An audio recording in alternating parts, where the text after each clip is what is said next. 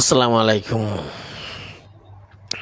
আজকে বাংলাদেশের প্রেক্ষিতে এই বর্তমান গভর্নমেন্ট অপোজিশন পার্টি এগুলা মিলে বর্তমান বিশ্বের যুদ্ধ এবং বাংলাদেশের যে প্রেক্ষাপট তৈরি হইতেছে বা বর্তমান পরিস্থিতি যেভাবে বিদ্যমান, এই ব্যাপারে কিছু কথা বলতে চাই নাই, তারপরে বলা উচিত আমি মনে করি। খুব গুরুত্বপূর্ণ কথা হচ্ছে, সংসদে সরকারি দলীয় এবং কি বিরোধী দলীয় দুইটা হচ্ছে একটা অপরের পরিপূরক। যদি ট্রেজারি বেঞ্চের সদস্যরা সাবজেক্ট হয়, তাহলে বিরোধী দলের যারা আছে সদস্য তারা হচ্ছে ভার্ব। এর অর্থাৎ সেন্টেন্সের মূল দুইটা শব্দ হচ্ছে সাবজেক্ট এবং ভার্ব। একজন আরেকজন ছাড়া অচল। সাবজেক্ট এবং ভার্ব ছাড়া সেন্টেন্স হয় না। এখন ট্রেজারি বেঞ্চের সদস্যরা, সরকারি বেঞ্চের সদস্যরা যদি অপোজিশন পার্টিরে, বিরোধী দলের নেতাদেরকে এক্সটেনশন ভাবে, তখনই সে মূল সমস্যা। তাদেরকে সাংবিধানিক অনুযায়ী তাদেরকে ভার্বই বলতে হবে। তারা কার্যকরী সদস্য। তাদেরকে ফেলে রেখে পৃথিবীতে কোনো সংসদও আজ অবধি সচ্ছল না। তো সেই ক্ষেত্রে বর্তমান প্রেক্ষাপটে উপদেষ্টা পরিষদে ইন্টারিম গভর্নমেন্টের আমলে, ওয়ালাইকুম আসসালাম, ইন্টারিম গভর্নমেন্টের আমলে দেশের পরিস্থিতি খুব নাজুক ছিল, অর্থনৈতিক অবস্থা নাজুক ছিল, দ্রব্যমূল্যের চাহিদা মানুষে ওইভাবে যোগান দিতে পারে নাই, দাম অনেক বৃদ্ধি ছিল।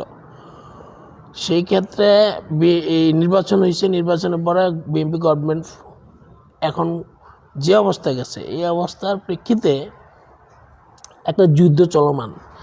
এই যুদ্ধের কারণে সারা পৃথিবীতে, আমি সৌদি আরবে এত দাম দেখি নাই কোনো বছর, আজ 10 বছর যাবৎ এইখানে প্রচুর দাম সব কিছু জিনিসেরই, শাক সবজি ভেজিটেবল আইটেমস যা আছে, তেল ভোজ্য জাতীয় যত খাবার আছে সবই দাম, ডিসকাউন্ট বলতেই নাই। তো সেক্ষেত্রে বাংলাদেশে তো দাম হবে, এর তো আগের থেকেই দাম। এরপরে সরকার গঠন করার সাথে সাথে শুরু হলো যুদ্ধ। এই যুদ্ধের প্রেক্ষিতে বাংলাদেশে এখন খুব ক্রাইসিস মুভমেন্টে চলতেছে, তেল খাদ্যপণ্য যা আছে সব কিছু। এখন সংসদে কিভাবে রাষ্ট্রটা সুন্দরভাবে পরিচালিত হবে, কিভাবে তেলের সমাধান করবে, কিভাবে খাদ্য সমাধান করবে, কিভাবে দাম বৃদ্ধি কমাবে, দাম বৃদ্ধি আছে এগুলা নিয়ে কিভাবে সাশ্রয়ীভাবে পাবলিকের কাছে পৌঁছাই দিবে, সেইটা নিয়ে চিন্তা করা সরকারি দল এবং বিরোধী দলের উপযুক্ত একটা আলোচনা ছিল। কিন্তু সরকারি দল কি করলো, ফ্যামিলি কার্ড, কৃষি কার্ড, এই কার্ড এই কার্ড, খাল খনন সব কিছু এমন ব্যস্ত হয়ে পড়লো, এইদিকে জুলাই সনদ নিয়ে আলোচনা করতেছে বিরোধী দল, জুলাই সনদ নিয়ে সরকারি দলের মানে হস্তনাবোধ করে লাইতেছে, আর এদিকে দেশের রসাতল হইতেছে। পাবলিক এই প্লাস পয়েন্টটা নিতেছে, জামায়াতের পক্ষে যেতেছে, বিরোধী দলের পক্ষে যেতেছে, এনসিপির পক্ষে যেতেছে। কি আরে তারা আমাদের কথা বলে, অ্যাকচুয়ালি তারাও তো বলে নাই যে দ্রব্যমূল্য কীভাবে কমাইতে হইব, তেলের দাম কীভাবে কমাইতে হবে, আমরা সেই একটা আলোচনা করি। তারাও এই প্রস্তাব দেয় নেই, তারা কিন্তু জুলাই সনদ বাস্তবায়ন করাটা অতীব বাঞ্ছনীয়, অতীব জরুরি মনে করি। কিন্তু এইখানে দেশের ক্রাইসিস মুভমেন্ট আলোচনা না করে তারা আলোচনা করতেছে, সরকারি দল করতেছে একটা, আর এরা করতেছে সরকার, এরা খালি জুলাই, বিরোধী দল খালি জুলাই।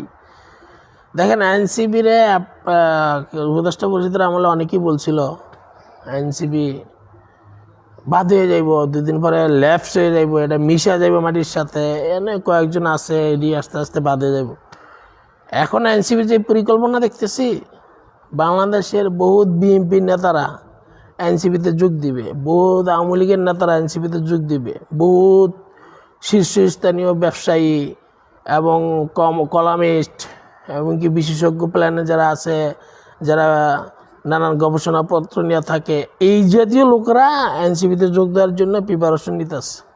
অতএব এনসিপি অদূর ভবিষ্যতে একটা প্রধান বিরোধী দল বা প্রধান দেশের ভূমিকা পালনের জন্য একটা সরকার গঠনের জন্য প্রস্তুতি নিতে আসছে। তো এনসিপিরে ফালা দেওয়া, এনসিপির যে ধরনের মাথা আছে, নাসিরুদ্দিন পাটোয়ারি, আপনার সাজিস আলম, আসিফ মাহমুদ, হাসনাত আব্দুল্লাহ তো বাদই দিলাম, এই জাতীয় মাথাগুলো আপনারা কম মনে করেন না। তারা ভিতরে ভিতরে অনেক পড়াশোনা, অনেক জ্ঞান আছে এবং কি অনেক প্ল্যান করতেছে। এইটা সম্পূর্ণ সুযোগ করে দিতেছে বিএনপি। ওরা এই যে বিএনপি যে ত্যাগী নেতাদেরকে মূল্যায়ন করতেছে না, বিএনপি যে এই নানানভাবে দল গঠন করতে ওই কমিটি দিতেছে, হাইব্রিডদেরকে এই যে নমিনেশন দিছে, অনেক ত্যাগীদেরকে নমিনেশন দেয় নাই, তাদেরকে মূল্যায়ন করতেছে না। এই জন্য এই বিএনপির যে ক্ষোভ, যে আমরা ত্যাগী, বিগত 17 বছর আমরা ত্যাগ স্বীকার করে আর দল ধরে রাখছি, আমাদেরকে মূল্যায়ন না করার কারণে আমরা দল করতাম না। আর এখন এনসিপিতে যাইব, জামাতে যাবে, নানান জায়গায় যাবো, এটাই সত্য কথা, থাকবে না। বিএনপির উচিত ত্যাগী নেতাদেরকে মূল্যায়ন করা, হাইব্রিডদেরকে, এখন হাইব্রিডদের কারা মূল্যায়ন করে? তারেক জিয়া হাইব্রিডদেরকে মূল্যায়ন করে না, তারেক জিয়া ত্যাগীদেরকে মূল্যায়ন করতে চায়, কিন্তু তারেক জিয়ার আশেপাশে যারা স্বরাষ্ট্রমন্ত্রী বলেন আর অন্যান্য সমবায় মন্ত্রণালয়, যে মির্জা ফখরুল আলমগীর, ওনারা সবাই মিলেই হাইব্রিডদেরকে মূল্যায়ন করে, কারণ হাইব্রিডদের কাছে কী মজা আছে ওনারা ভালো জানেন। এখন ঢাকা দক্ষিণ বিএনপির এই কমিটি লিয়া যা চলতেছে আপনার যা ধারণাই জানেন না, বা এমন কিছু চলতেছে, সব টাকার খেলা চলতেছে। ঢাকা দক্ষিণের ভিতরে এখন এই কমিটি নিয়ে প্রচুর দেখবেন, এই কয়েক দিনের ভিতরে, কয়েক সপ্তাহের মধ্যে দেখবেন কী হয়। ঢাকা দক্ষিণ বিএনপির এই কমিটি নিয়ে অনেক কিছু হইতেছে, ত্যাগীদেরকে মূল্যায়ন করা হইতেছে না। এখানে যারা হাইব্রিড তারা ঢুকতেছে শুধু টাকার খেলায়। এক স্বরাষ্ট্রমন্ত্রীর আন্ডারে যদি দেশ চলে, তাহলে এই বিএনপির ভবিষ্যতে ধ্বংস অনিবার্য। কারণ সবাই এটা নিয়ে কথা বলতেছে, কেন স্বরাষ্ট্রমন্ত্রী একটু থামায় না? একটু থামাক ভাই, তুই অন্য কেউ দে, ঠিক আছে, আপনি আর এত কথা বলেন, একটু কম কর। অন্য যারা আছে মন্ত্রীরা, আর এদের মন্ত্রণালয়, সব মন্ত্রণালয়ের ব্যাপারে ওনার কথা বলতে হবে কেন? এই যে বিসিবি যে কমিটি, ক্রিকেট কমিটিটা যেটা হইলো, এটা কি ভাই হয়েছে? দুনিয়াটা বেড়া সমালোচনা করতেছে সব মন্ত্রীদের ফোলারা। কেন ভাই? যারা নমিনেশন না পাইছে তাদের ছেলেদেরকে দেন, তাদেরকে দেন। যারা নির্বাচন করে আসতে পারে নাই তাদেরকে দেন। এরা তো মন্ত্রী আসছেই, আগে ফ্যামিলিতে একটা মন্ত্রী আছে, আবার আরেকজনটা ক্ষমতা দিতে হবে কি লেগা? আমার বাবা স্বরাষ্ট্রমন্ত্রী আছে, এটাই তো যথেষ্ট। আমি আবার অন্য দায়িত্ব নিতে হবে কি লেগা? এখন জানি না তাদের কি বুদ্ধি, কি প্ল্যান। তবে বিএনপির তৃণমূল পর্যায়ের ছোট ছোট নেতারা, কর্মীরা প্রচুর ক্ষোভ, প্রচুর রাগান্বিত। এরা যদি ছুটে যায়, কোনো এক সময় বিএনপি আন্দোলন করার জন্য লোক পাবে না। আমি বিএনপির সমর্থক, আমি বিএনপি করি, আমার রক্ত বিএনপির সাথে জড়িত, কিন্তু আমারও এই ক্ষোভটা আমি জানলাম বিএনপি ভুল করতেছে। তো যদি আমার কথা উপরে লেভেলে যাবে কিনা জানি না, তবে এটাই সত্য। ভবিষ্যৎ কমিটিগুলা যাতে ইউনিয়ন পরিষদ নির্বাচন, উপজেলা নির্বাচন এবং কি এই সিটি কর্পোরেশনের, পৌরসভার যে নির্বাচন, এগুলা যাতে ত্যাগীদের মূল্যায়ন করা হয় এবং কি এই কমিটিগুলা যাতে ত্যাগীদের মূল্যায়ন করা হয়। ধন্যবাদ সবাইকে, ভালো থাকবে।